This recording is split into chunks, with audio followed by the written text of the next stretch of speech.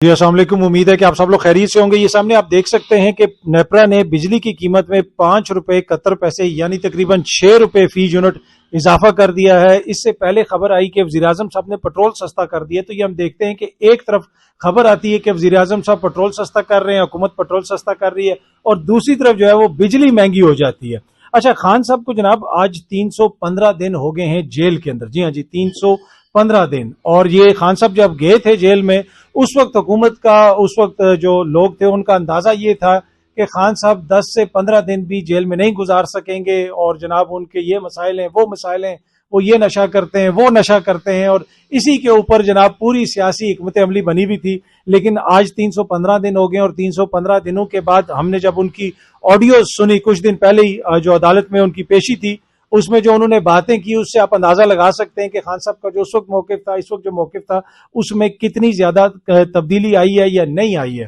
اچھا، اس کے ساتھ ساتھ 400 سے زیادہ دن ہو گئے ہیں ڈاکٹر یاسمین راشد صاحبہ کو، سنم جاوید صاحبہ کو، اور ان کے ساتھ ساتھ عالیہ حمزہ ملک اور دیگر لوگوں کو جیل کے اندر۔ یاسمین راشد صاحبہ نے ایکیوز کیا ہے ایک خط کے اندر، یہ سامنے آپ دیکھ سکتے ہیں۔ اس میں انہوں نے کہا ہے کہ جو پولیٹیکل وکٹمائزیشن ہو رہی ہے خواتین کے ساتھ، اس میں انہوں نے نواز شریف اور مریم نواز صاحبہ کو اکیوز کیا ہے، ان کے اوپر الزام لگایا ہے۔ آپ نے بھی دیکھا ہوگا کہ پنجاب میں بار بار خواتین جو سیاسی ورکرز ہیں ان کو گرفتار کیا جاتا ہے، کہیں سے کوئی ضمانت ملتی ہے تو دوبارہ گرفتار کر لیا جاتا ہے۔ اس کے علاوہ دیگر جو ورکرز ہیں ان کو کسی عدالت سے اگر کوئی ضمانت ملتی ہے دوبارہ ان کو گرفتار کر لیا جاتا ہے۔ کہیں پہ پتہ چلتا ہے کہ پولیس نے جناب عدالت کو گھیر لیا ہے، کہیں پہ پتہ چلتا ہے کہ جناب وہ بندہ ادھر جا رہا ہے تو اس کے اوپر ایک اور مقدمہ آ گیا، جس طرح بھی عمران ریاض خان صاحب جا رہے تھے حج پہ، ان کے اوپر پتہ چلا کہ جی نیا مقدمہ آ گیا اور نئی کسی جو ہے ایف آئی آر میں ان کو پکڑ لیا گیا۔ تو جس قسم کی حرکتیں ہو رہی ہیں اس سے لگتا ہے اس طرح کے انتہائی ڈبا اور چربا قسم کی کوئی فلم نہیں ہوتی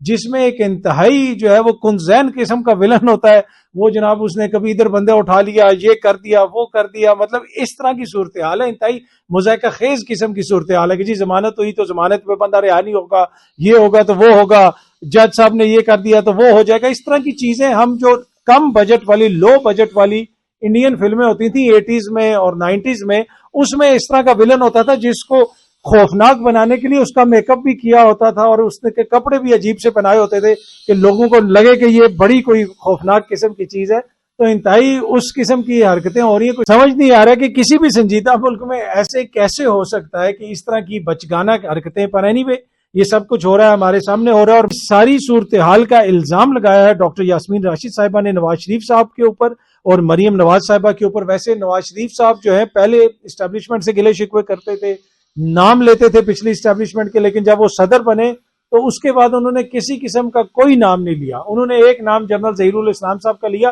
وہ بھی جس سے کہتے ہیں نا تکلفن، دال کے اوپر تھوڑا سا تڑکا نہیں لگاتے، بس وہی انہوں نے کیا۔ باقی ساری تقریر انہوں نے عمران خان صاحب کے خلاف کر دی۔ اب ڈاکٹر یاسمین راشد صاحبہ کہہ رہی ہیں کہ جو کچھ ہمارے ساتھ ہو رہا ہے، جس قسم کا سلوک ہو رہا ہے، اس کے ذمہ دار مریم نواز ہیں اور نواز شریف صاحب ہیں۔ اچھا، آج ایک اور خبر بھی آئی ہے سامنے، آپ دیکھ سکتے ہیں کہ اقوام متحدہ میں جو پاکستانی مشن ہے اس کے اکاؤنٹس پر ہیکرز نے حملہ کیا اور ای میل اور یوٹیوب چینل جو ہے وہ ہیک کر لیے۔ ادھر ملک میں صحافی خبریں دے رہے ہیں، آج بھی میں ایک صحافی کا ٹویٹر پہ دیکھ رہا تھا، وہ کہہ رہا تھا کہ جی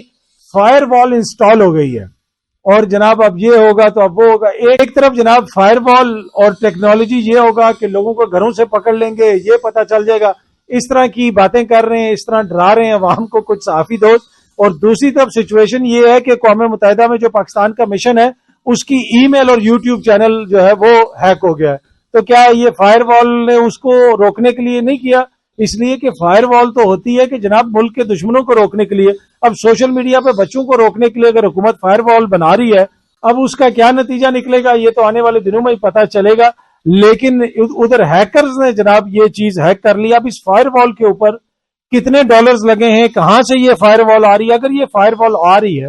اور لگائی جا رہی ہے تو حکومت کا فرض بنتا ہے کہ بتایا جائے کہ جناب کیا ٹیکنالوجی ہے، کہاں سے آئی ہے، کس کی مدد سے لگائی جا رہی ہے اور اس سے ملک کا اور قوم کا کیا فائدہ ہوگا۔ دوسری طرف آپ نے دیکھا کہ پچھلے دنوں جج صاحبان کے خلاف جس قسم کی کمپین چلائی گئی، اب چیف جسٹس جو لاہور ہائی کورٹ ہیں ان کی بیٹی کا مبینہ شناختی کارڈ جو ہے کچھ اکاؤنٹس سوشل میڈیا کے اوپر شیئر کر رہے ہیں، ان کے حوالے سے چیزیں شیئر کر رہے ہیں۔ کیا اب تو یہ لوگ فوراً پکڑے جائیں گے جنہوں نے یہ حرکت کی، کیونکہ یہ آئین اور قانون کے خلاف ہے اور فائر وال پاکستان میں آ چکی ہے. تو پہلا ٹاسک جو فائر وال کو ملنا چاہیے یا پہلا جو ان کا اس وقت امتحان ہے کہ جنہوں نے فائر وال لگوائی ہے یہ جو حکومت والے دوست ہیں وہ جناب پہلے ان لوگوں کو پکڑیں جنہوں نے chief justice Lahore high court کی فیملی کے خلاف ایک کمپین چلائی اور اس وقت بھی وہ سوشل میڈیا کے اوپر چلا رہے ہیں. اور اس سے پہلے ہم نے دیکھا جسٹس بابر ستار صاحب والا معاملہ دیکھا, دیگر جج صاحبان کو ٹارگٹ کیا جاتا ہے. تو آپ دیکھتے ہیں کہ جناب یہ فائر وال کتنی کارآمد ثابت ہوتی ہے اور وہ جو ملک دشمن ہیں جو ہماری عدلیہ کو ٹارگٹ کرتے ہیں, دیگر لوگوں کو ٹارگٹ کرتے ہیں اور اس میں جو قانون کی خلاف ورزی کرتے ہیں, اس لیے کہ آپ پرائیویٹ ڈیٹا نادرا سے لیک ہونا کسی کا یہ کوئی چھوٹی بات نہیں ہے. پہلے بھی جسٹس محسن اختر کیانی صاحب کی سربراہی میں غالباً جو بینچ تھا وہاں پہ بھی یہ کوشچن ہوئے کہ کس طریقے سے جسٹس بابر ستار صاحب کی فیملی کا نادرا سے ڈیٹا لیک ہوا, ایف آئی اے سے ڈیٹا لیک ہوا. اب chief justice Lahore high court جو انہوں نے آج کل جو باتیں کر رہے ہیں وہ یقیناً حکومت کو پسند نہیں آ رہی ہوں گی, تو ان کی بیٹی کا ڈیٹا کس طرح لیک ہوا یہ بھی ایک بڑا کوشچن ہے. امید ہے کہ اس کو بھی عدالت دیکھے گی اور عدالت کو مجھے اس سے بھی بڑی امید یہ ہے کہ عدالت کو دیکھنے کی ضرورت بھی نہیں پڑے گی کیونکہ اب صحافی دوست بلکہ ہمارے دوست حسن ایوب صاحب نے ٹویٹ کیا ہوا تھا کہ فائر وال آ گئی ہے, تو میرے خیال میں وہ فائر وال خود ہی ان لوگوں کے گھر تک پہنچ جائے گی اور پکڑ لے گی کہ یہ لوگ کون ہیں جنہوں نے اس طرح کی حرکت کی ہے. بہت جلدی آپ سب دوستوں سے دوبارہ ملاقات ہوگی. Thank you very much.